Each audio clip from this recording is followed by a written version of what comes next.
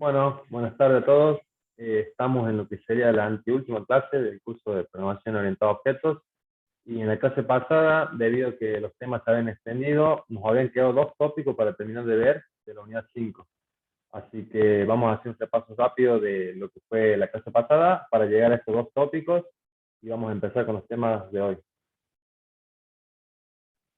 Bueno, en la clase pasada habíamos visto la palabra reservada this, aplicamos ejemplos, vimos tanto en JavaScript como en C#, luego vimos métodos estáticos, empezando por la palabra this, reservada this, vimos el significado, el uso, hicimos algunos ejemplos, tanto para el lenguaje de programación de C# como para JavaScript.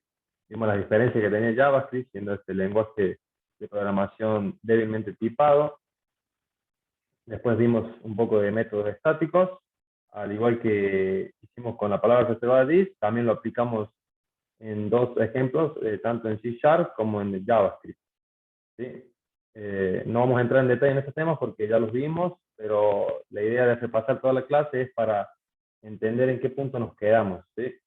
Vimos el modificador static, que es lo que me permitía a mí crear un miembro estático en el en el lenguaje de programación de C#. Vimos ejemplos de cuáles eran las características de una clase estática o de un miembro estático que se tenía que acceder por fuera de una instancia, de un objeto. No podíamos instanciar el objeto si la clase era estática, y si el miembro era estático no se puede acceder mediante la instancia de un objeto. ¿Sí? Las características principales de la estática era que el miembro estático de una clase posee una sola copia de sí mismo. No es posible usar la palabra clave this para referenciar un miembro estático, y si una clase es declarada estática, todos los miembros de la clase deben serlo. Luego empezaba lo que era miembros privados usando symbols. Y para entender lo que era el miembro privado usando symbols, que es el tema donde nos habíamos quedado, habíamos visto que tenemos que entender o terminar de comprender el concepto de dato primitivo en el lenguaje de programación o en la programación en general. ¿Qué es un dato primitivo? Se denomina tipo de datos primitivos a los tipos de datos originales de un lenguaje de programación. Esto es, a aquellos que nos proporcionan el lenguaje y con los cuales podemos, en ocasiones, construir tipos de datos abstractos y estructura de datos, ¿sí? Quiere decir que son todos aquellos tipos de datos que heredamos de los lenguajes de programación, de los primeros lenguajes de programación que se implementan, y cuyos datos nos permiten más adelante crear estructuras más complejas, ¿sí? Pero serían los datos esenciales, los básicos, los primeros tipos de datos. En el lenguaje de programación de C# tenemos que los datos primitivos son el byte, el short, el int, long, float, double, decimal, y todo lo que tenemos en esta lista, y string y object también. Y luego pasando a lo que es JavaScript, encontramos que el mismo concepto de datos primitivos son todos aquellos tipos que nos representan un objeto y no tienen métodos, pero encontramos que el número de datos primitivos en este lenguaje de programación en particular es un poco más pequeño. Si quiere, tenemos 7 datos ahora mismo, pero en esta plantilla muestro 6, porque ya vamos a entender por qué. Uno de ellos es el string, el number, el begin, el boolean, el null y el undefined.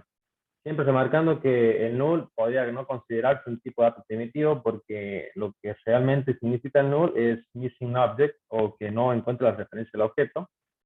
Y el undefined representa el estado de inicialización de un objeto o de una instancia.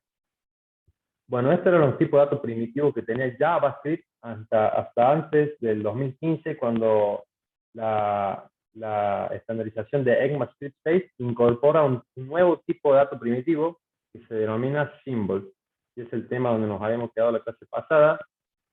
Básicamente es un nuevo tipo de dato primitivo para el lenguaje de programación de JavaScript. Bueno, ¿qué es symbol? Es un tipo de dato cuyos valores son únicos e inmutables. Dichos valores pueden ser utilizados como identificadores claves de las propiedades de los objetos. Cada valor del tipo symbol tiene asociado un valor de tipo string o undefined, que sirve únicamente como descripción del símbolo. Entonces, en esta pequeña imagen se ve cómo se inicializa un valor del tipo symbol, porque cuando hablamos del tipo symbol estamos haciendo referencia a un tipo de dato. Es lo mismo que decir tipo string, tipo integer, un tipo de número. tipo boolean, pero este es un nuevo tipo de dato que denominamos symbol. En esta pequeña imagen se denota symbol con mayúscula, la primera palabra, symbol, paréntesis, y una descripción que va a ser opcional. Con esta llamada yo estoy creando un tipo de dato symbol, ¿sí? ¿Cuáles son algunas de las características principales de este dato, de este tipo de dato primitivo? Es que es único e inmutable, ¿sí? No se va a reproducir el valor de esa variable que yo asigné con el tipo de dato symbol, no se va a reproducir en todo mi sistema, ¿sí? Ningún objeto va a crear un tipo de dato con el mismo valor, genera un valor único e inmutable. Luego se crea un tipo de dato symbol mediante la función symbol, es lo que había comentado. Ya vamos a ver el ejemplo. Yo asigno una variable de la forma convencional, como venimos haciendo hasta el momento. Le doy un nombre igual a symbol. Esto en JavaScript se está ejecutando una función interna para este tipo de datos symbol y sim1 pasa a tener un valor único e inmutable en el sistema, un tipo de dato primitivo symbol. Y luego no deben ser extendidos mediante clases.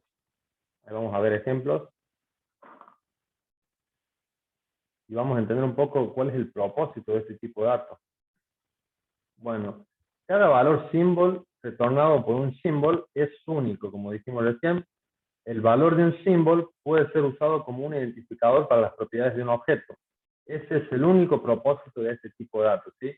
Aprovechando que el tipo de dato es único e inmutable y no va a existir en mi aplicación otra variable u otro objeto que tenga este valor, se aprovecha el único propósito de este tipo de datos, que es el de proporcionar un identificador único para las propiedades, ¿sí? Nos vamos al ejemplo.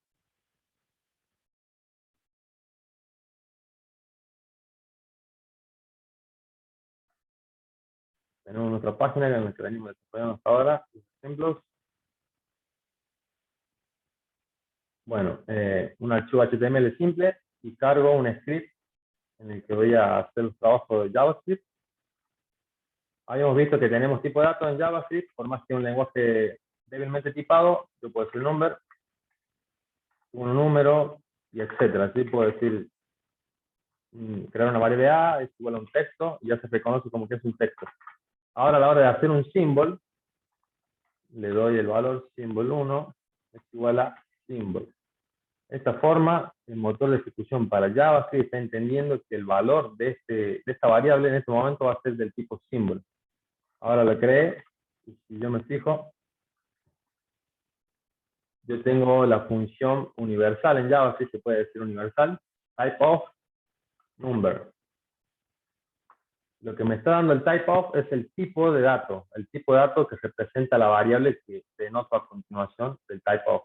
La variable que crea el number es de tipo number. Ahora type of, la variable A, es del tipo string, ¿sí? Ahora si vemos el type of de este tipo de dato primitivo symbol,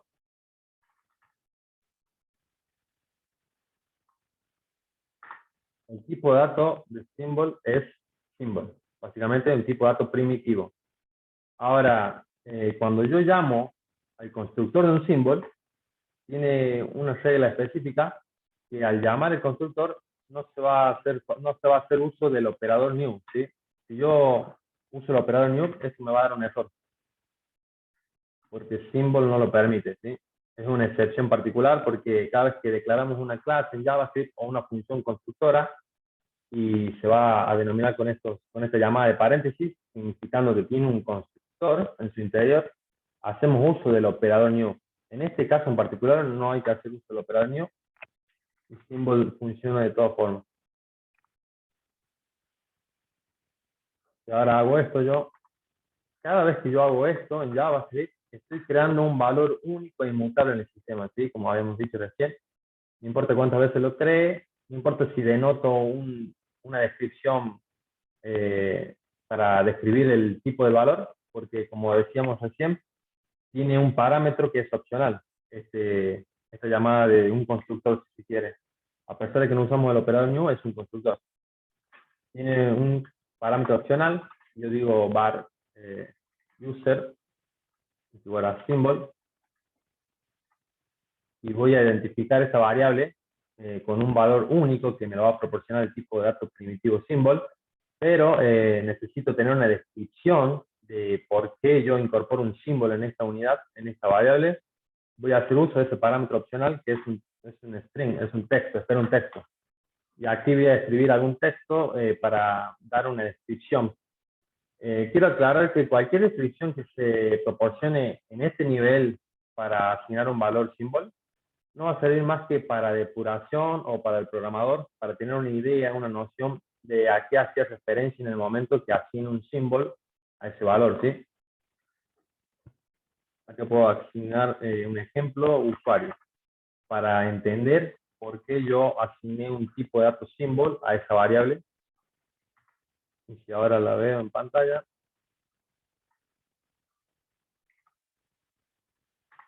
me muestra una descripción symbol usuario, ¿sí? Me muestra la descripción en texto que acabo de agregar. Bueno, veamos algunas otras características de symbol. Yo dije que es único e inmutable. Entonces, lo que quiere decir que si yo creo dos tipos de datos symbol, bueno, un symbol, luego creo otra variable symbol,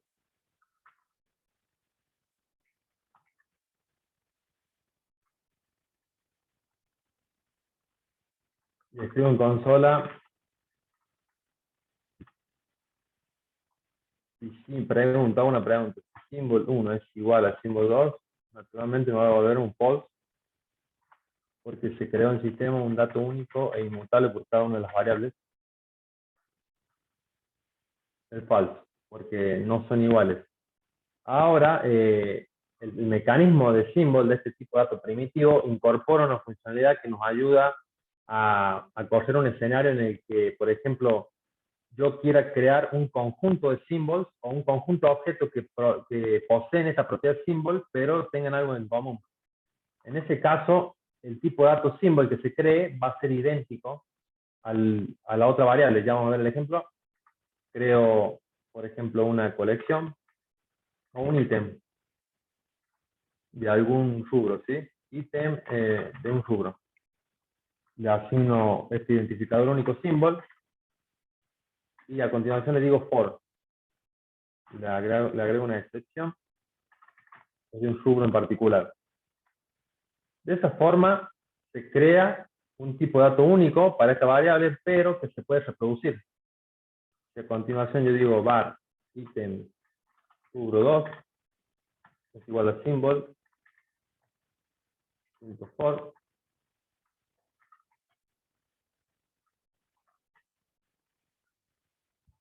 El motor de ejecución va a comprender que mi segunda variable ítem rubro 2 tiene que poseer el mismo valor de la propiedad del symbol, ¿sí? En este caso, las dos propiedades van a ser idénticas. Lo probamos.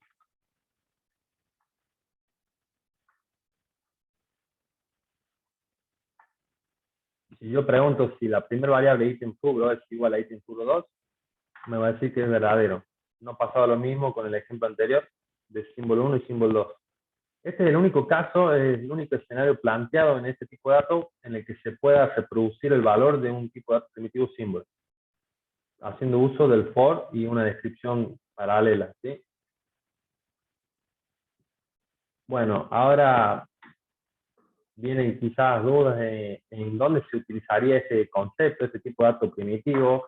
Imaginemos, por ejemplo, que yo tengo un usuario, pero lo estoy recuperando de base de datos, como pasa en la mayoría de los casos en los sistemas.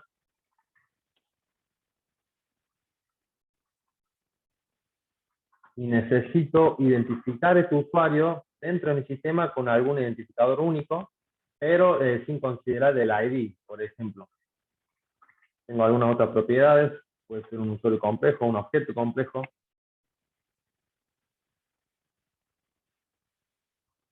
Y de repente manejo muchos usuarios en el sistema, pero necesito identificarlo de manera única e inequívoca. Voy a hacer uso del tipo de dato primitivo symbol. ¿De qué forma? Me creo una variable, lo voy a llamar user ID, es igual a un symbol. Y en la descripción le voy a decir que es un ID. Para mí representa un ID, este tipo de datos símbolo. ¿Por qué no hago algo como esto? ¿Por qué no sencillamente digo user ID es igual a y le asigno el ID que a mí me interesa? Porque en el caso que yo desconozca la variable que puede traer mi objeto, las propiedades que puede traer mi objeto de base de datos, yo estaría pisando el valor de ID, ¿sí? ¿Se entiende? JavaScript, al ser un lenguaje débilmente tipado, vamos a encontrar escenarios donde obtenemos un objeto y a través del proceso de mi aplicación se añade una propiedad nueva o se quita una propiedad y aún así sigue siendo un objeto usuario, ¿sí? JavaScript tiene esa flexibilidad de que yo puedo añadir propiedades o incluso quitar propiedades en tiempo de ejecución. Entonces podría agregarse una propiedad que yo no contemplé y luego yo vengo a querer hacer uso de una propiedad única y le asigno un ID, pero sin querer puedo estar pisando una propiedad de ese objeto, ¿sí? En este caso, Symbol me ayuda a hacer una identificación única del objeto, pero por medio de una variable propia. Entonces yo acá arriba me creo user ID, va a ser igual a symbol ID. Entonces lo siguiente que hago, la asigno a mi usuario, a mi objeto, que puede ser cualquier tipo de objeto en JavaScript, y le diría algo como user ID. Y ahora yo le puedo asignar a este valor único e inmutable el valor que a mí me interesa o el ID para traquearlo o para hacer seguimiento de este objeto, ¿sí? De esa forma hago uso de la propiedad symbol dentro de un objeto ya compuesto, pero sin dañar la integridad física de otros datos o de otras propiedades. Ahora miremos una particularidad de este tipo de datos, que si yo veo el objeto user, navego en las propiedades, tengo la edad, el ID, el nombre, y a la hora de ver el tipo symbol, yo solo veo esto, symbol, ID, la descripción que me va a servir a mí en el momento de depuración, y el valor, ¿sí? Y miren esto, si yo digo object.get onPropertyNames, esto es una función del objeto object, ¿sí? Todo objeto en JavaScript heredaba en su nivel de prototipados del prototipo object. Habíamos visto eso. Bueno, yo puedo hacer uso de esta función getOnPropertyNames. Lo que hace esta función es devolver una lista de todas las propiedades que un objeto tenga. Si yo implemento esta función con el usuario, con el objeto user, el resultado es una lista de todas las propiedades. Pero lo que veo es que ignoró mi propiedad symbol, ¿sí? Por eso le decimos un miembro privado, porque no la tomo en cuenta a la hora de listarla. Tengo ID, nombre, edad, pero no veo mi propiedad symbol. Ahora, si yo lo hago en el código, a la fuerza si se quiere, voy a hacer un for, un bucle para iterar el usuario, el objeto usuario, y denotar todas las propiedades que tiene en su interior, considerando que yo ya ingresé la propiedad symbol dentro del objeto.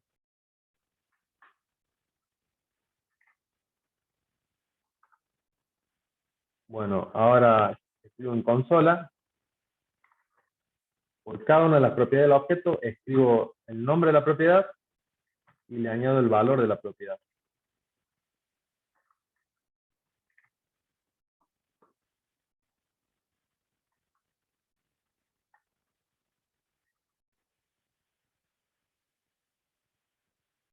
Voy a ver eso. Si vemos, yo acabo de iterar, como si fuera una lista, acabo de iterar un objeto. Empiezo a recorrerlo y por cada una de las propiedades escribo propiedad más el valor.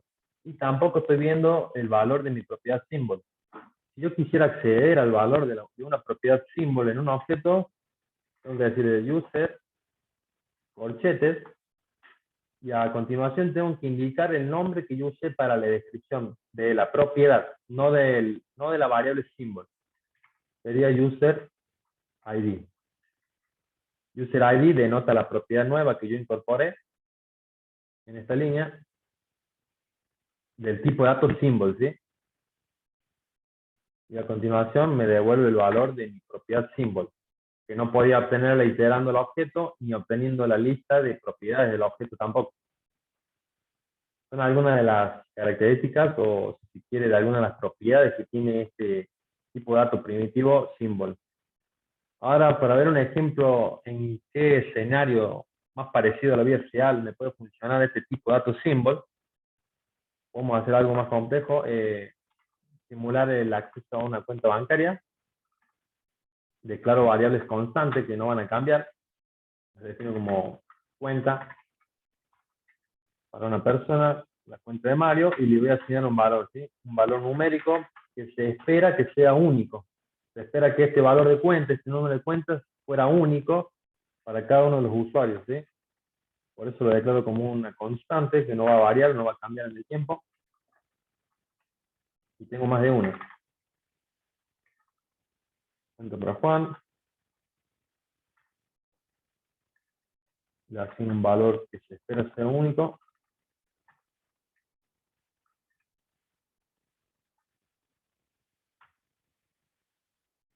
Y lo mismo para la variable constante, cuenta Lucía, ¿sí? Creo una más.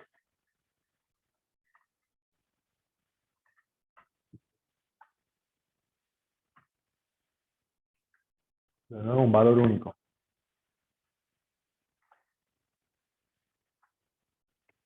Ahora a continuación me creo una función que simule el ingreso a la cuenta bancaria. ¿Sí? Esta función se va a encargar, va a simular la lógica que daría el acceso a la cuenta bancaria según la condición, según el número de la cuenta.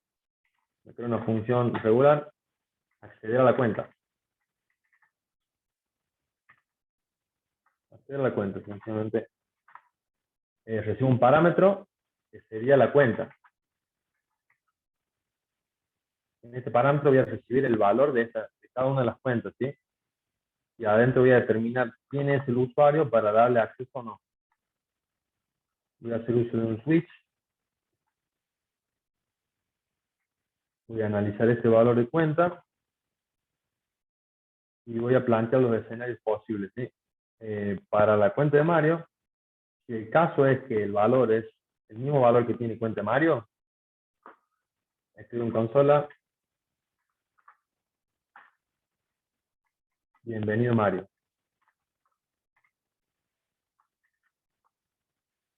Simulo brindar el acceso a la cuenta bancaria. Y lo mismo voy a hacer para los otros usuarios.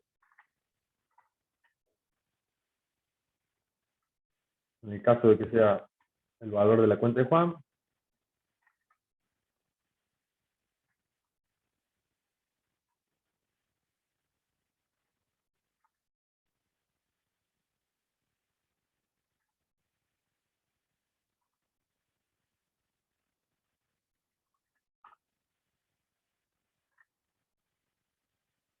Bien. Para cada uno de los escenarios voy a evaluar el valor de la constante y dependiendo del resultado voy a brindar acceso o no a la cuenta. Y si no es ninguno de estos usuarios, voy a contemplar este escenario y voy a devolver un mensaje que diga que no existe la cuenta.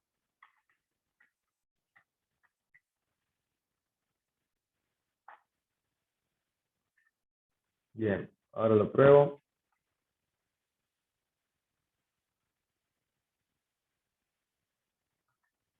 Comento esto. Yo veo cuenta Mario, cuenta Juan, cualquiera, tengo los valores, ¿sí?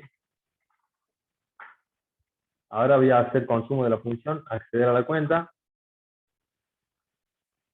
Y como valor voy a mandar el de la cuenta, a ver, Lucía. Cuenta Lucía.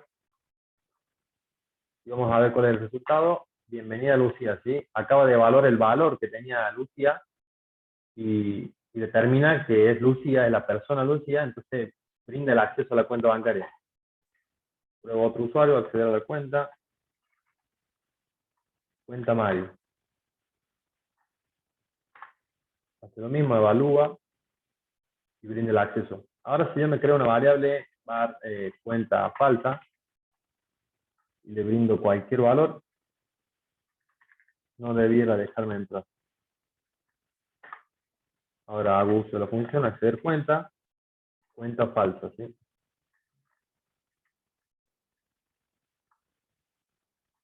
Intento ingresar, me dice la cuenta no existe. Perfecto. Hasta ahí todo bien. Pero ¿qué pasa si de repente se encuentra una vulnerabilidad en mi sistema? alguien logra copiar el número de cuenta de Pedro, por ejemplo, y crea una segunda variable, una cuenta, llamémosla una cuenta hacker, si quieres. De repente obtuvo el mismo número e intenta acceder a la cuenta. Según esta lógica, va a poder tener acceso también, porque lo que yo estoy evaluando es el número de cuentas, ¿sí? Que se supone y se espera sea único e inmutable.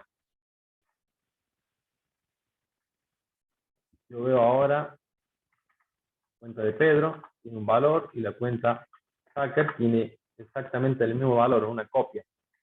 Ahora accede a la cuenta, cuando accede Pedro, el sistema lo reconoce como el usuario Pedro y le brinda el acceso. Pero si ahora intenta acceder a la cuenta de esta cuenta con el número duplicado, cuenta hacker, vemos qué pasa. Bienvenido Pedro. Se denota la necesidad de tener un dato único e inmutable y que no puede ser modificado, ¿sí? En este caso, por hacer copia del número, la cuenta hacker logró tener acceso e ingresa a la cuenta de Pedro sin ser ese usuario, ¿sí? ¿Por qué pasa esto? Porque el tipo de dato string jamás a mí me va a dar la seguridad, nunca me va a garantizar que este dato sea único y repetible. Puede ser duplicado, se puede copiar. Nunca un tipo de dato string me puede asegurar esa integridad, ¿sí? Ahí hace aparición el uso del tipo de dato primitivo symbol. Si yo uso symbol ahora, en el mismo escenario, para cada uno de las variables,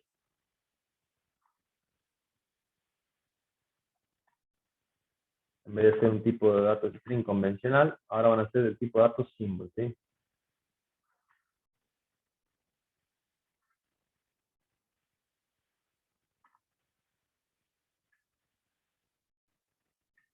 La condición sigue siendo la misma, no cambia mi lógica, solo cambia el tipo de dato primitivo. Ahora cuenta Mario, a pesar de visualizar este dato, el tipo de dato para esta variable, esa constante, va a ser único y repetible en todo mi sistema, ¿sí? Veamos si sigue funcionando la app. Acceder a la cuenta. Primero voy a ver el contenido de cuenta Mario. Me denota que es el tipo de dato primitivo symbol. Ahora si digo acceder a la cuenta de Mario.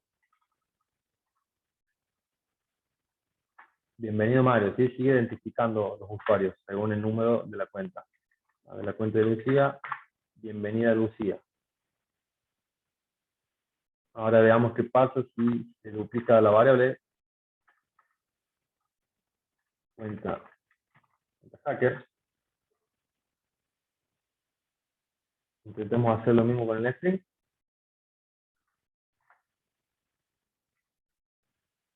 El número de la cuenta va a ser idéntico al de la cuenta de Pedro. Acceder a la cuenta hacker. Yo hago esto, la cuenta no existe. ¿Sí? No importa que el usuario tenga el mismo tipo de número, el mismo dato en el campo string de la cuenta bancaria de Pedro, perdón, pero no va a poder acceder, ¿sí? Porque cada una de las variables constantes yo la definí como tipo dato único symbol. Entonces es inmutable e irrepetible. Pero ¿qué pasa si de repente consigue obtener una variable symbol, pero le asigna el mismo valor de Pedro? Cuenta Pedro tiene este valor, empezando con los 38, y cuenta hacker va a tener el mismo valor, pero en este caso ya es un tipo dato symbol también, ¿sí? Veamos qué pasa.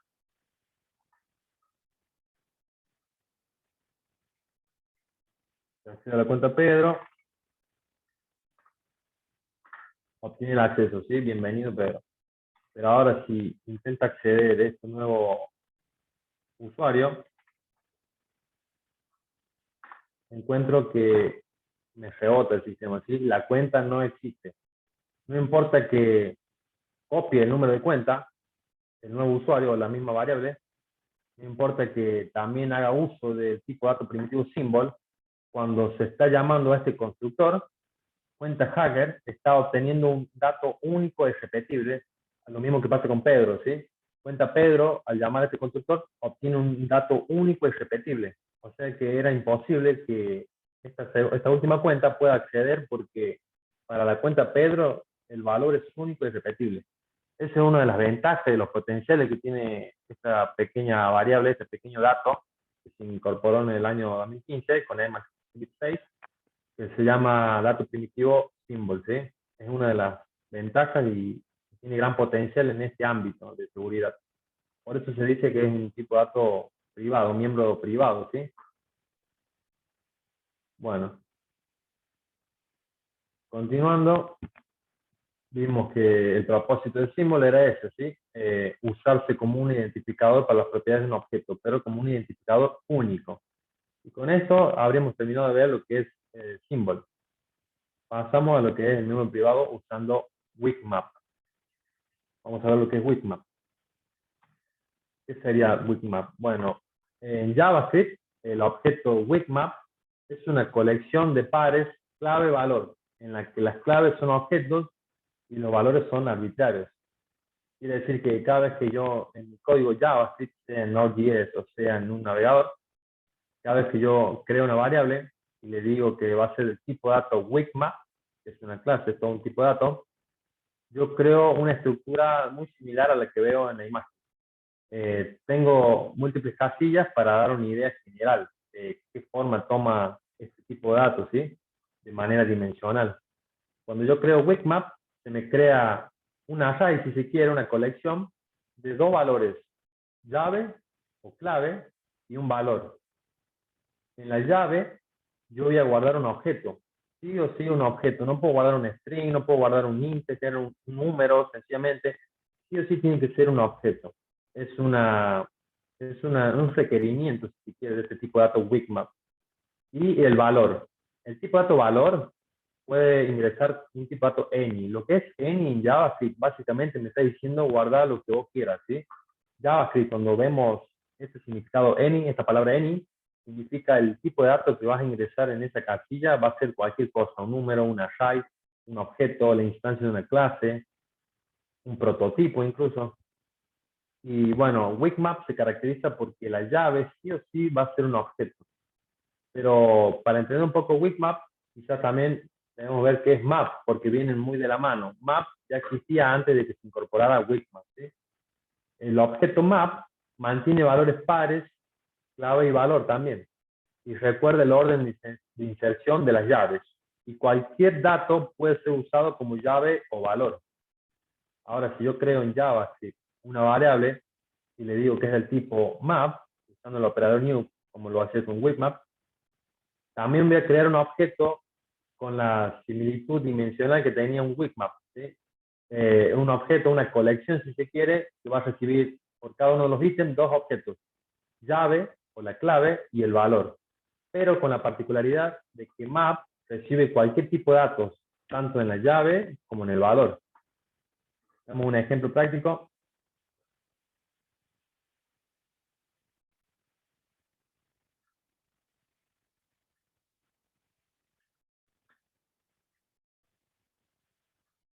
Decíamos que primeramente existió el map antes de Wikmap. Creo una variable map y le digo new map. Va a ser el tipo map.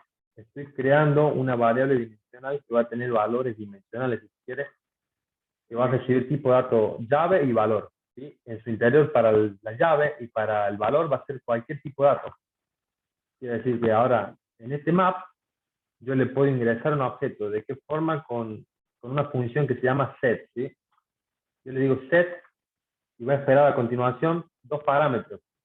La llave, acá me está denotando key, que se va a tomar como la llave, el primer dato, y el tipo de datos es any, o sea, básicamente en JavaScript cualquier cosa. El valor, any también, cualquier cosa. Entonces yo puedo decirle a mi objeto map, incorporar un nuevo ítem, donde la llave va a ser un texto. Esta es la llave.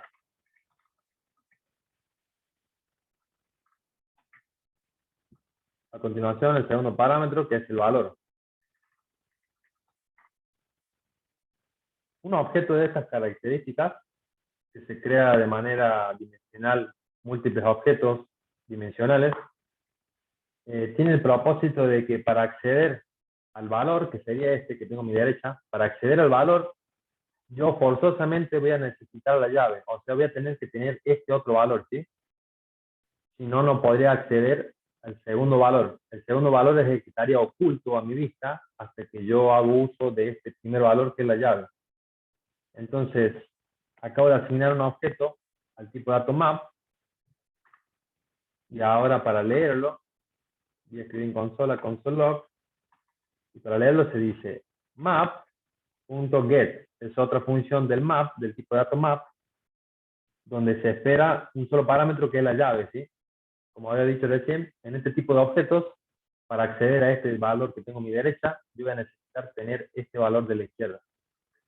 Entonces copio este valor de la izquierda, que tiene que ser idénticamente igual, tiene que ser idéntico, perdón, si no, no se puede acceder a la propiedad, al valor que tengo a la derecha. Ahora, si pruebo esto, este es el valor, ¿sí? Acaba de pasar que con este objeto, con esta información, que puede ser cualquier tipo de dato, puede ser un número, un objeto, yo accedo a este segundo dato, que es el valor. Esta es la característica de un tipo de objeto como map. Pero el que nos interesa ahora a nosotros es Wikmap. Y vamos a ver las diferencias que tiene. Ahora yo puedo crear un Wikmap, var Wikmap. ¿Sí? Es igual al nuevo tipo de dato Wikmap. Básicamente manejan el mismo principio, los dos son objetos dimensionales en el que voy a tener llave y valor, tipo de dato por pares se llama, donde llave y valor. ¿Sí? Wikmap se comporta de la misma forma. Incluso para ingresar un tipo de dato a Wikmap es de la misma forma. Voy a usar mi variable Wikmap.set, tiene la misma función set. Pero ahora denoto la diferencia con map, el que vimos recién, que para el Wikmap la llave es un objeto, ¿sí? Me obliga a que la llave sea un objeto. No puedo venir y mandarle un string o cualquier tipo de cosa que JavaScript no considera un objeto, ¿sí? Y a la derecha el valor puede ser cualquier cosa. Ahí sí tiene una similitud con map. Entonces, primeramente me voy a crear un objeto, var object, vacío, ¿sí? Lo voy a dejar vacío. No le voy a otorgar ninguna propiedad. Entonces, a la hora de setear un objeto en Wikmap, la llave sí o sí, forzosamente, tiene que ser un objeto. Le mando un objeto. Y ahora voy a esconder el valor que yo quiero recuperar con ese objeto. Este es el texto de valor. Básicamente acá puedo poner otro objeto. Puedo poner una fecha, un array, una colección, porque recibe any como tipo de dato. Y ahora puedo hacer lo mismo. Para leerlo, también hago uso de la función get. Wikmap.get. Son muy parecidas las dos.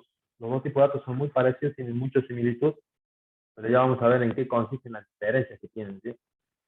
Ahora, para recuperarlo, forzosamente yo requiero tener el objeto. ¿Sí? Necesito tener acceso a este objeto, necesito saber cuál es para poder obtener este valor, porque mi llave o mi clave es el objeto, en el caso de Wikmap. Entonces, le mando el objeto, perdón, a Wikmap, y voy a ver el resultado. Este es el texto de valor.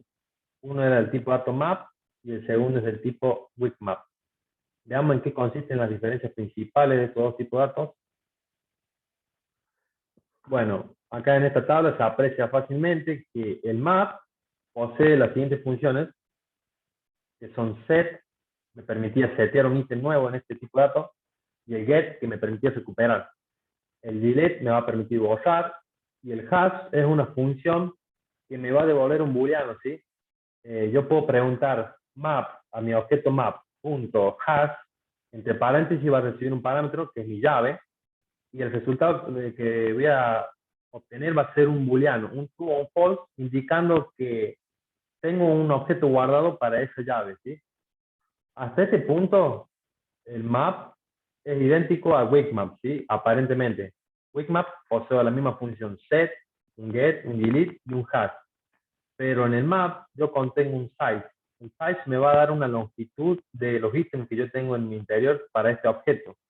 Porque habíamos visto que puedo guardar n cantidad de objetos, y esto puede crecer en tamaño finitamente. Finitamente, ¿sí? No infinitamente. Pero entonces, para el map, esta función me va a servir mucho para obtener la longitud de ese objeto, cuántos ítems tengo, ¿sí? Y luego tengo un for each. El for each es una función muy conocida para las colecciones, para los arrays. El for each me va a permitir iterar mi lista en el map y voy a poder hacer algo como recorrerlo y ir probando llaves si se quiere para ver si en alguna de esas llaves yo recupero un objeto. ¿Se entiende? Y tiene el iterator que funciona básicamente, es una propiedad muy similar al for each. Ahora en el weak map yo no encuentro esas propiedades size, for each y iterator, ¿sí? El weak map no me va a permitir nunca a mí iterar el objeto. Quiere decir que yo con el map yo puedo decir map.forEach, recorrerlo y hacer algo con este objeto. Puedo escribir la llave y el value. ¿Vale? Voy a recorrer cada uno de los objetos, pero le voy a agregar uno más para que tenga más de uno.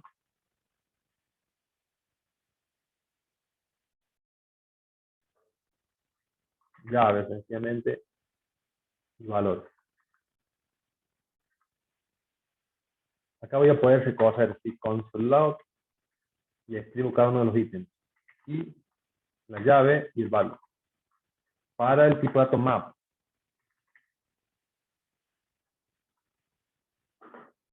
Este es el valor, esta es la llave, perdón. Sí, ya está bien. Escribo la clave y el valor. Este se llama iterar, ¿sí? Por cada uno de los objetos que tengo en mi objeto map, escribo el resultado de la llave y el valor, ¿sí? Esta es la llave, perdón, se invirtió, ¿sí? Esta es la llave y este es el valor de mi objeto map, y luego esta es otra llave, y este es el valor de mi otro objeto de map, de mi otro ítem dentro del objeto, perdón. Pero yo no puedo hacer lo mismo con un weak map. El weak map, si yo digo weak map.forEach, esto me va a dar un error porque no es iterable, ¿sí? Intenta incorporar el tipo array, porque array sí posee intrínsecamente el for each, ¿sí? Pero me intenta hacer esto, el IntelliJ de JavaScript, porque Wikmap no posee por sí solo el for each. Bueno, pero ¿cuál es una de las características principales de Wikmap?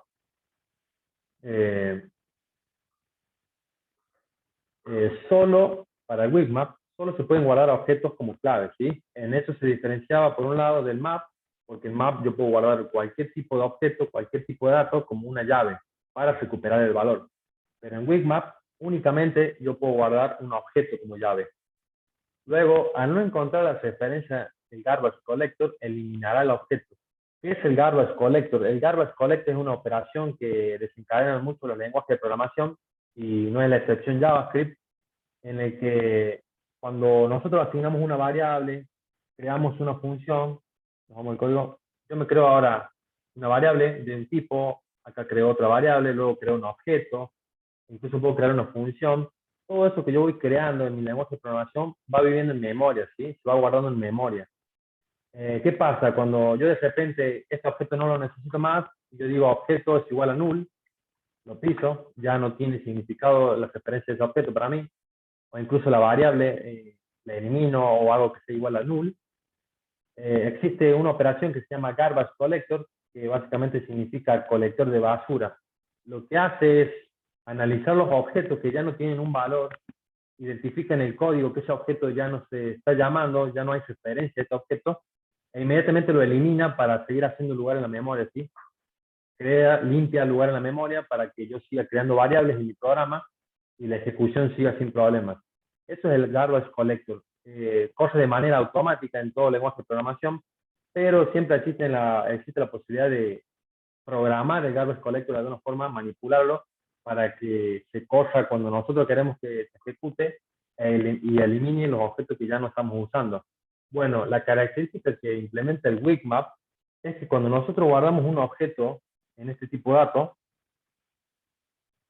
como ser, a ver, voy a guardar uno, bueno, ya tengo uno acá. Wikmap set object y este es el valor, ¿sí? De repente, cuando en el código se encuentra que ese objeto se convirtió en null, porque yo primero lo creo, ¿sí? Lo creo, a continuación lo incorporo dentro de mi tipo de dato Wikmap, pero cuando en tiempo de ejecución se identifica que el object es igual a null, que era mi llave, inmediatamente Wikmap elimina este ítem, ¿sí? El ítem completo, tanto la llave como el valor. Voy a perderlos y no los voy a poder recuperar más. Eso tiene una ventaja muy grande en la programación porque a lo largo de la ejecución de un programa, yo hago uso de un objeto, pero a continuación de repente lo elimino, ya no me hace falta, pero incluso las variables siguen viviendo en memoria y sigo bajando la performance de mi programa. El Wikmap se encarga de eso, identifica que el objeto ya no tiene referencia e inmediatamente elimina el ítem, ¿sí? No voy a tener que hacerlo a mano. Es algo que no pasa con map, por ejemplo. Sus elementos no son iterables, es otra característica, ¿sí? Los elementos del Wikmap no son iterables, quiere decir que no voy a poder recorrerlos como hacía con el map. Veamos un ejemplo de esto de Garbage Collector. Voy a incorporar un objeto para el map, map.set.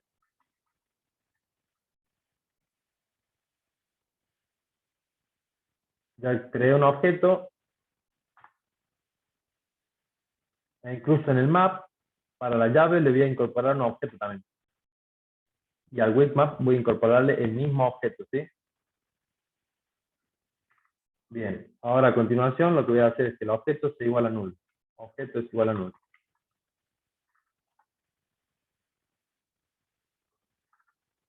Ahora para el map voy a hacer una iteración, voy a iterarlo. Function y value. Por cada ítem de mi objeto map voy a escribir en consola. Console.log y value. Ahora el Wikmap. No puedo iterarlo este objeto.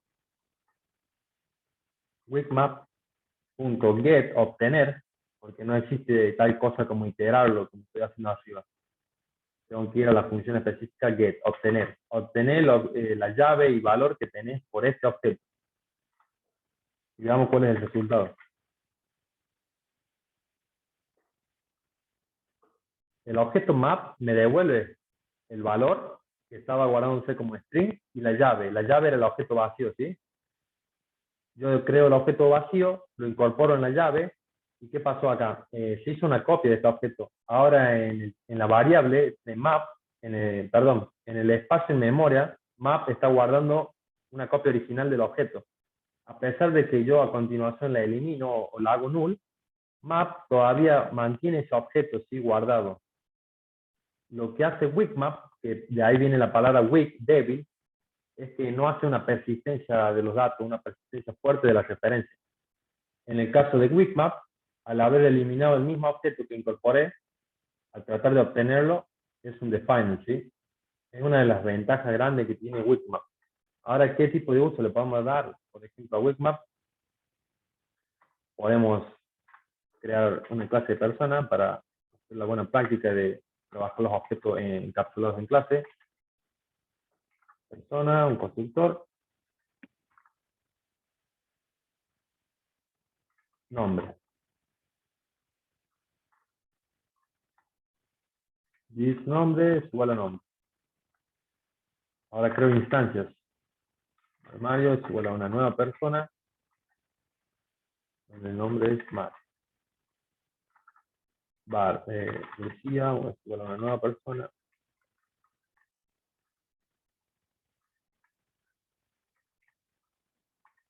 Lucía.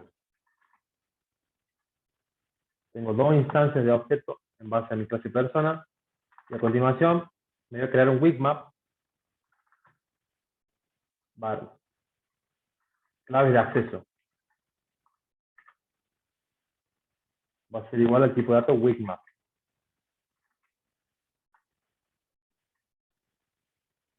Lo que hago ahora es una función acceder.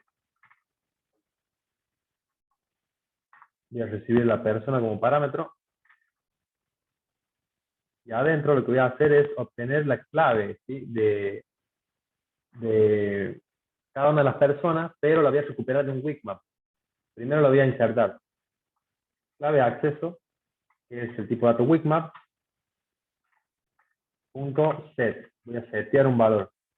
Como llave, sí o sí tiene que ser un objeto. Yo ya tengo mi objeto. Es una persona, Mario. Va a ser única esa persona porque tiene los datos de Mario que lo identifican como Mario. Ahora a continuación le doy el valor, ¿sí? Va a ser la clave. Cualquier clave va a ser única para ese usuario. Ahora clave de acceso, que es mi objeto Wikmap, seteo otro valor, Lucía. Y su clave única, ¿sí?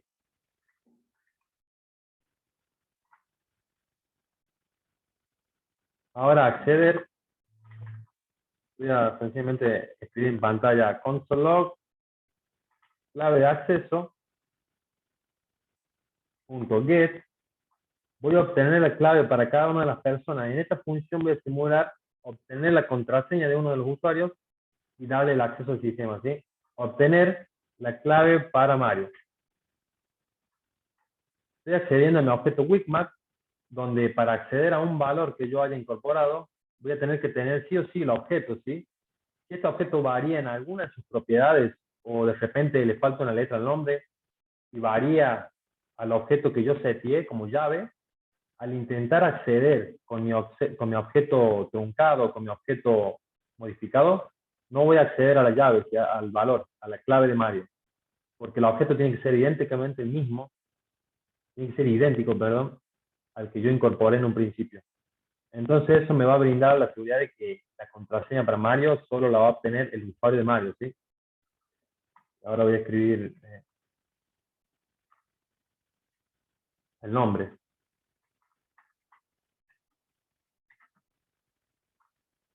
Bienvenido, persona, que es el parámetro que recibí como en la función, minúscula.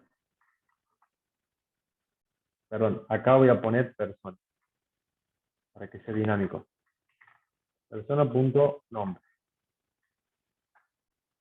Veamos esta función, cómo funciona. Acceder, primero veo que tengo Mario, y los objetos, ahora acceder, Mario. Recupera la contraseña para este usuario único, porque el objeto coincide con la clave que yo ingresé en el tipo de dato Wikmap, y me da el acceso al sistema, ¿sí? Acceder, le envío a otra persona,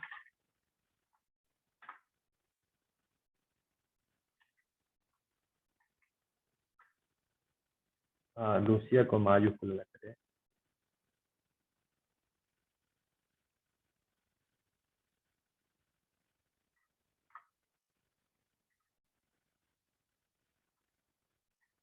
Ahora pruebo el acceder.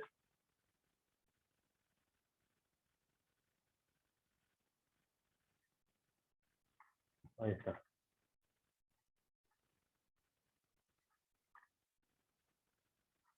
Y Lucía recupera su contraseña de la colección de Wikmap, porque el objeto coincide con esa clave, ¿sí? Es uno de los usos potenciales que tiene Wikmap, con la ventaja de que al eliminar a tu usuario o al ya no tener acceso a esa referencia, Wikmap automáticamente va a eliminar ese registro, ¿sí? No lo voy a tener más en memoria, siempre y cuando el garbage collector se ejecute.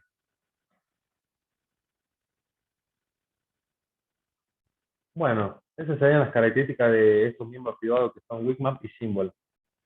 Ahora entramos en los temas propios de esta clase, que es módulos ES6, que es ECMAScript 6, y módulos en CommonJS, ¿sí? Esto nos había quedado pendiente de la clase pasada.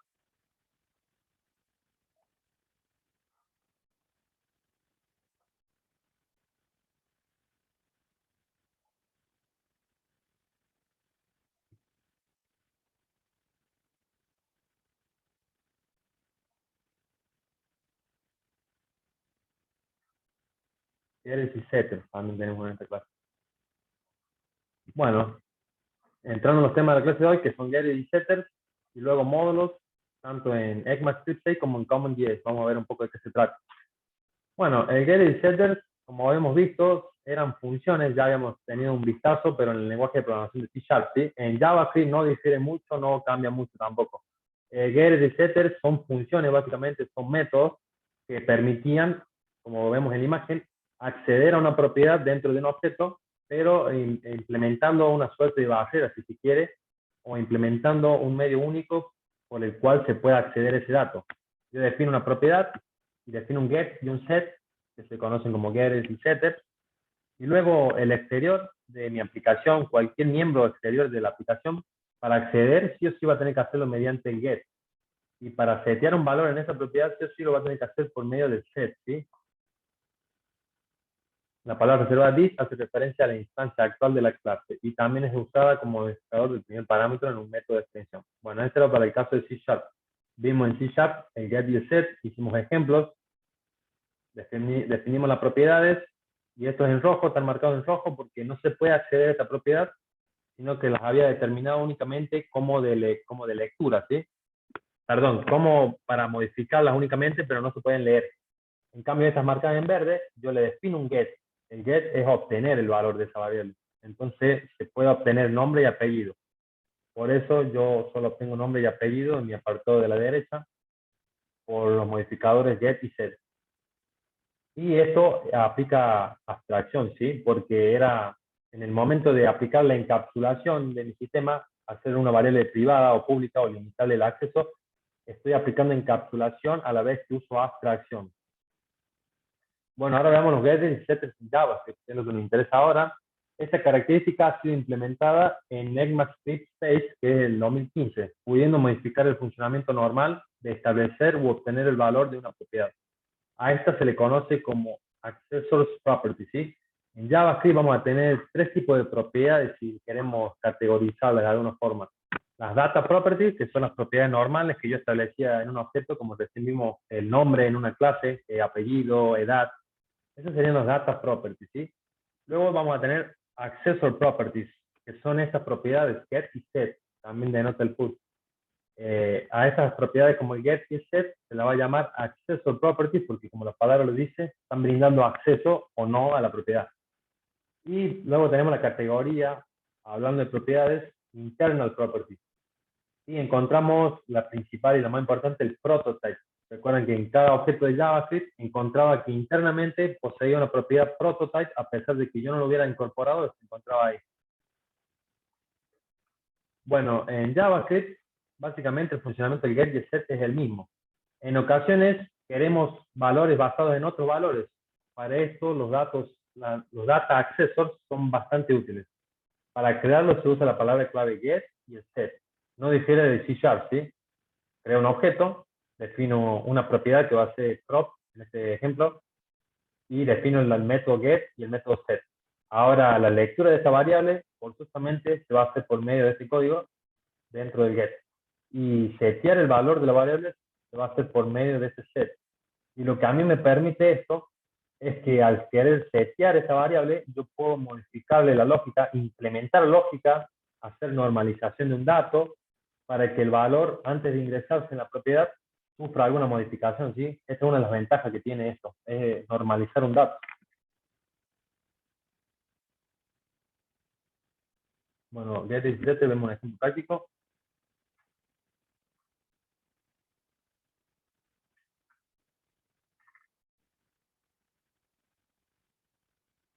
Voy a crear una persona, un objeto persona, un nombre,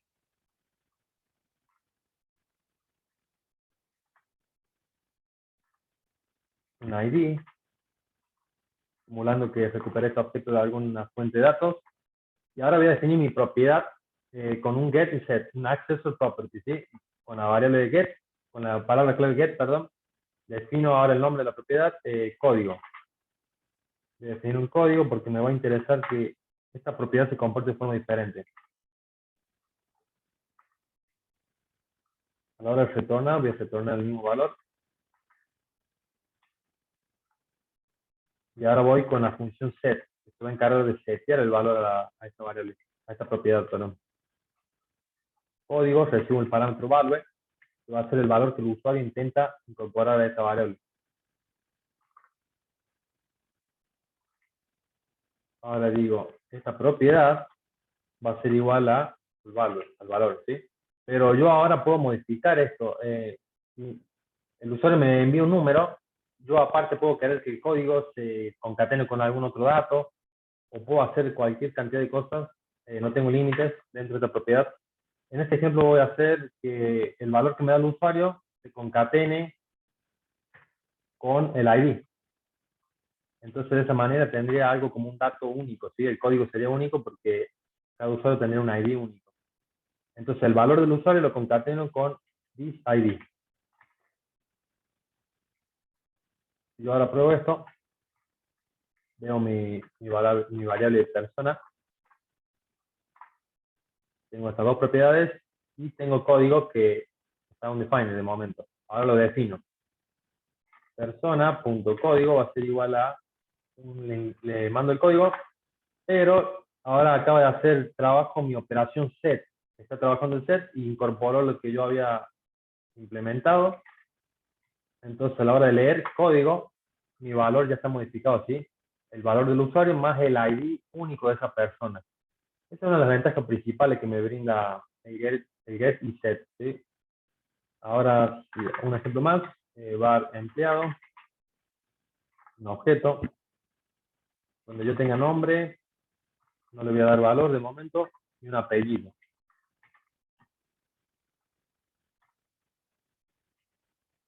Ahora lo que yo puedo hacer es un get, nombre completo, esta sería la propiedad especial. Nombre completo,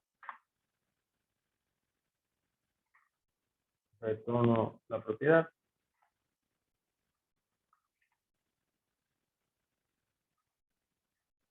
Y para el set, si alguien quiere setear mi nombre completo, yo puedo aprovechar ese nombre completo y llenar mis otros dos campos, ¿sí? Suponiendo que se dieran un mismo orden. Entonces puedo decir, this, esta propiedad, va a ser igual a, perdón, antes de eso voy a hacer lo siguiente. Var palabras, va a ser igual a value.split, una función de JavaScript, que corta una palabra y la convierte en una colección de palabras. Y les voy a decir, cortame donde encuentres un espacio, ¿sí? Entonces el resultado va a ser palabras, va a ser una colección de palabras donde se hayan cortado los espacios. Entonces ahora puedo decir, sí, nombre va a ser igual a palabras, el primer elemento de la colección, en el caso que lo tenga. Si no lo tiene, le mando un vacío. Ahora, apellido va a ser igual a el segundo elemento de la colección de palabras. Suponiendo que la persona solo tiene un nombre y un apellido. Es un ejemplo muy práctico. Y si no tiene nada, le mando un vacío. Entonces, de esta forma, si alguien setea el nombre completo y yo no lo tenía, yo puedo aprovechar y llenar mis dos variables, ¿sí? Dentro del objeto. Empleado, veo que no tiene nombre y apellido. Empleado.nombre completo.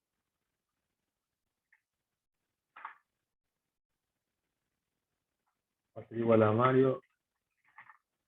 Nombre y apellido. Ahora si yo veo empleado, el set me permitió llenar los dos campos que yo no tenía, ¿sí? Y de momento, si yo digo empleado.nombre completo, no definido.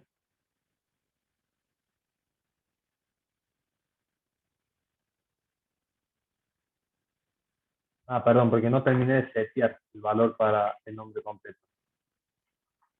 Esa propiedad ahora va a ser igual a value.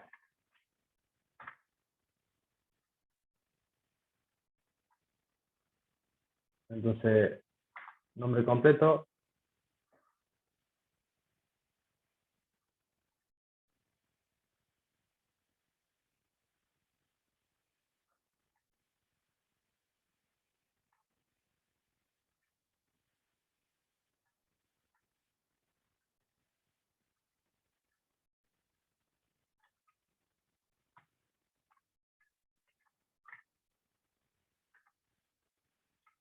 Ahora veo empleado.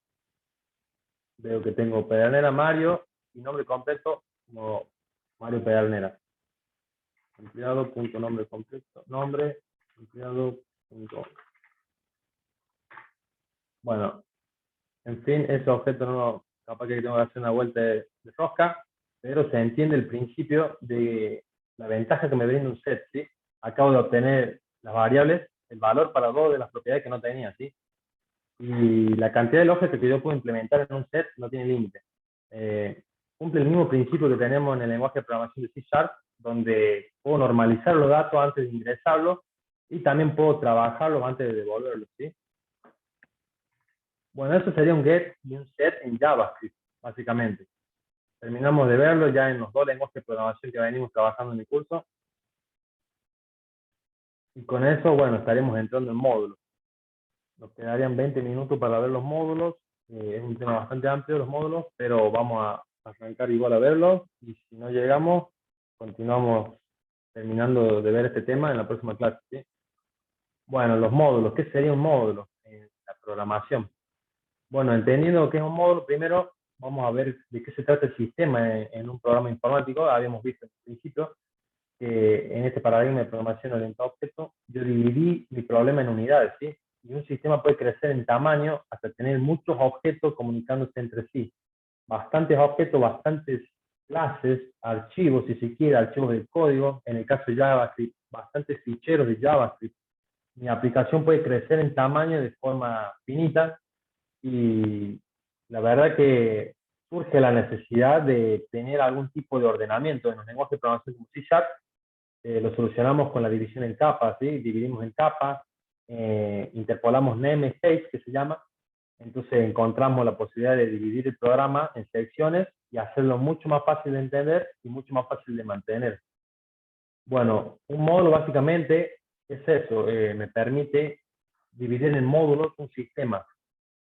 Necesitamos desarrollar nuestro software separado en diferentes piezas, donde cada pieza tenga un propósito diferente y barreras claramente definidas, ¿sí?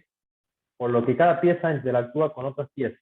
En software estas piezas se llaman módulos, ¿sí? A esto vamos a llamar un módulo en la programación, a la división de nuestro programa en diferentes piezas y cada una se va a comunicar entre sí. Bueno, uno de los principales problemas que ha sido arrastrado JavaScript desde su inicio es la dificultad de organizar de una forma adecuada una aplicación grande, con muchas líneas de código. En muchos lenguajes, cuando un programa crece, se comienza a estructurar en funciones y posteriormente en clases. De esta manera, de esta forma, organizamos de forma más lógica el código de nuestro programa, ¿sí? Acá nos está indicando que JavaScript, uno de los primeros problemas que viene acarreando hace mucho, era la capacidad de organizar el código, porque resultaba que todos los archivos JavaScript crecían grandemente en tamaño. Entonces se apunta a una solución de módulos. Pero tener todo el código en un solo fichero JavaScript se vuelve confuso, ¿sí? Y complejo en cuanto el código crece. En la mayoría de los lenguajes de programación, el código se divide en ficheros diferentes, en ficheros diferentes, perdón. De modo que, por ejemplo, cada clase está localizada en un fichero separado. De esta manera, todo queda mucho más organizado e intuitivo y es más fácil de localizar aunque crezca. Como vemos en este ejemplo, yo creo mis funciones en un archivo JavaScript, si quiere, implemento toda mi lógica, todas las propiedades de mi objeto en una clase y a continuación la divido en ficheros. Esa es la idea, ¿sí? Crear módulos. Eso es básicamente un módulo, o ese es el principio de un módulo. Dividir un conjunto de ficheros o de clases en secciones, dividir mi programa en piezas. Bueno, ahora vamos a ver lo que sería uno de los primeros patrones que implementa JavaScript. Yo creo que tenemos el tiempo para hacer eso. Así que bueno, vamos a tratar de empezar con el primer patrón que implementa JavaScript a la hora de tratar de resolver este problema grande de no poder implementar un módulo.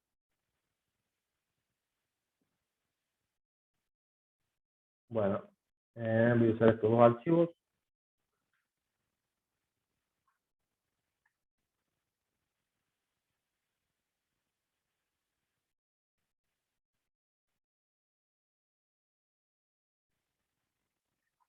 Les comento estas líneas. Esta es la página que ya venimos trabajando. Y ahora miren, tengo una pequeña aplicación creada, muy sencilla, ¿sí? No nos enfoquemos en en la aplicación en sí, porque es bastante sencilla, pero la idea es enfocarse en el principio de un módulo. Tengo la aplicación que acaba de cargar mi usuario Mario y Juan, simuló traerlo de una base de datos porque están almacenados en Duro, y ahora yo puedo agregar a otro más, ¿sí? Puedo agregar N cantidad de usuarios. Bueno, la aplicación está funcionando, bastante básica, pero ahora si yo evalúo el código, perdón, si yo evalúo esto, ¿qué es lo que le da el funcionamiento a mi aplicación? Voy a abrir los archivos. Son dos archivos JavaScript, ¿sí? Uno de lógica y uno de usuario. Los separé en lógica y usuario. Si los analizo, mi archivo usuario tiene la lista de los primeros usuarios que va a cargar el sistema y una función básica, ¿sí? Retorna a los usuarios. Luego mi archivo de lógica implementa toda la lógica para inyectar esos usuarios en la pantalla, en el DOM. Tengo la función cargar usuarios, tengo un evento,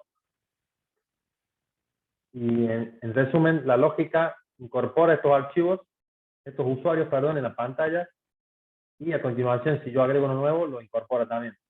Pero, qué ventaja tenemos con esto, de tener uno y dos archivos con esta lógica separada, mi archivo HTML que tiene que llamar a estos dos archivos, ¿no?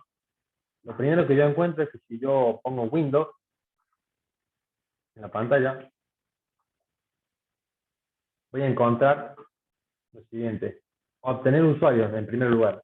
Esa es una de mis funciones, ¿sí? Es una de las funciones mías que estaba viviendo en mi archivo de usuarios. Obtener usuarios. Y está acá en un acceso global para todo el sistema y no debería, ¿sí? Luego, si yo sigo analizando, voy a encontrar que cada una de las variables que yo creé va a estar acá en el Windows, porque las acabo de crear de manera global, ¿sí? Sin ninguna encapsulación.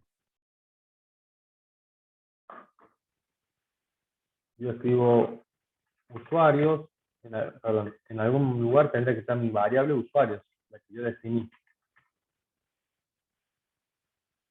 Usuarios, voy buscando, y acá está, usuarios. Y puedo verlos a mis usuarios en Duro, ¿sí? Mario, Juan, los primeros usuarios que cargaba en el sistema. Pero esta variable, al igual que cualquier variable como esta que también uso, están en el archivo Windows, ¿sí? Y eso es algo malo, eso no se espera, ¿sí? No tendría que tener mis archivos, perdón, mis variables, ni mis funciones al alcance global dentro de todo mi sistema. Porque de repente, si yo incorporo una librería o incorporo alguna funcionalidad nueva o otro programador programa otro objeto y usa un mismo seudónimo, un mismo nombre para la variable que yo ya creé, voy a tener conflictos, ¿sí? Voy a tener resultados inesperados en mi aplicación.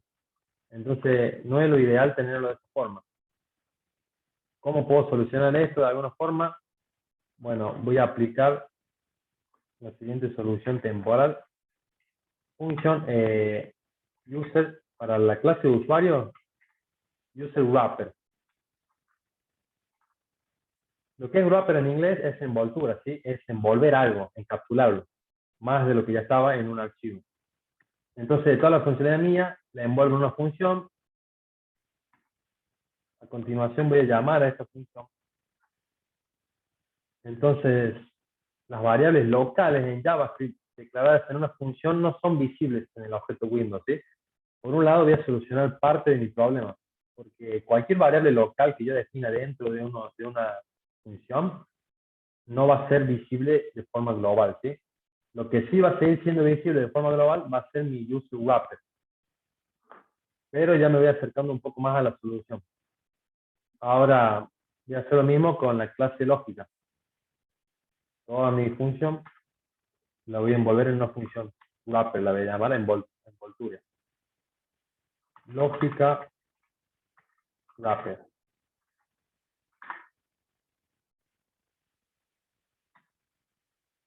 A continuación llamo a esta función para que siga estando disponible en mi sistema.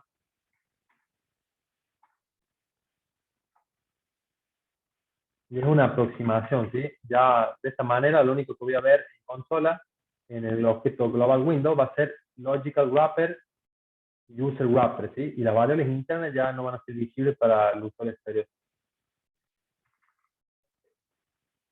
Bueno, un tercer paso que voy a hacer es crearme un tercer archivo.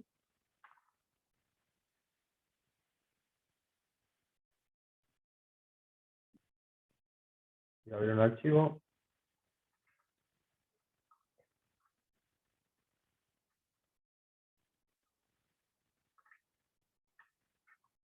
Lo voy a llamar app.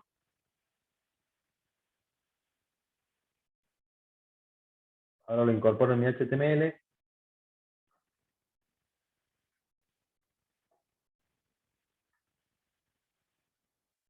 En este archivo app, lo único que voy a hacer es declarar una variable global, var app.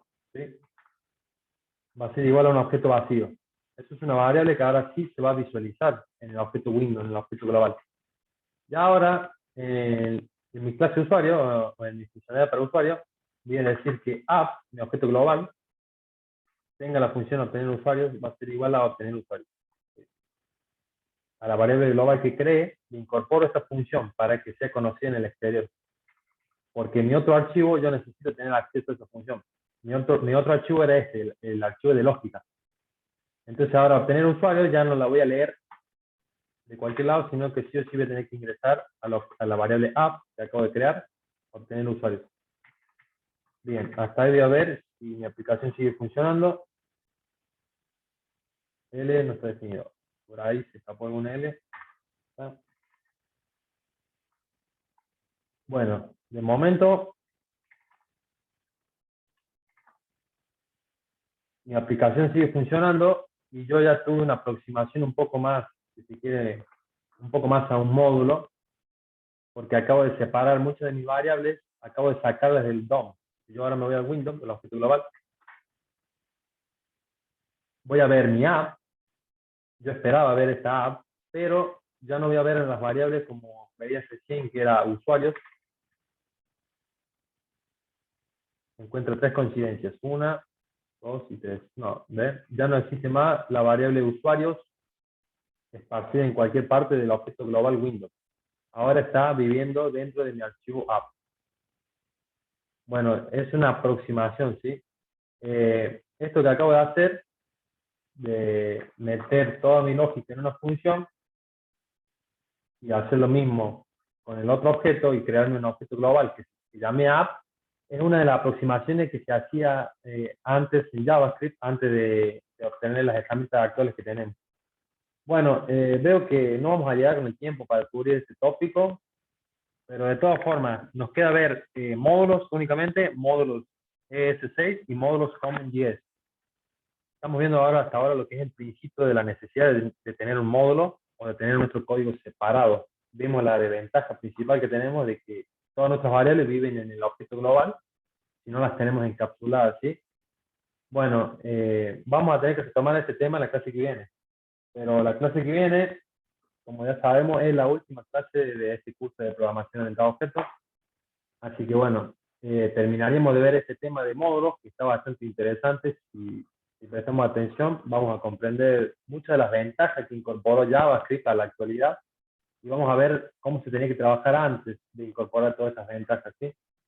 Y bueno, la próxima clase, los temas que tenemos para ver, aparte de módulos, terminar de ver este tópico de módulos, sería Babel y Webpack.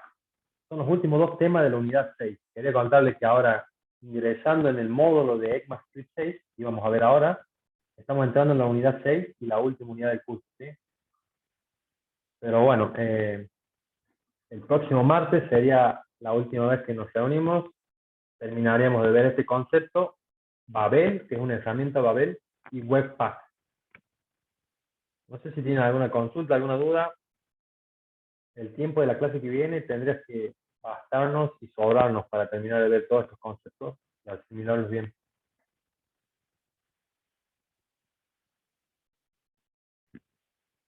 Ah,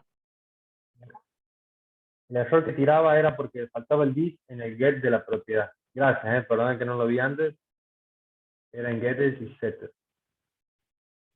Voy a hacer este this. Era Matías Luján. Bueno, ¿tienen alguna pregunta? No, no. Bueno, los invito a que no falten la última clase, que es el día martes, porque ya sería la última, y vamos a terminar de ver este concepto importante de módulos, ¿sí? Porque si bien venimos trabajando con JavaScript, incorporar el conocimiento de los módulos y para qué funcionan los módulos y entenderlo bien va a ayudar mucho, suma mucho valor al curso. Bueno, si no tiene más preguntas, lo estaré liberando y nos estamos viendo el próximo día martes, el último día de este curso.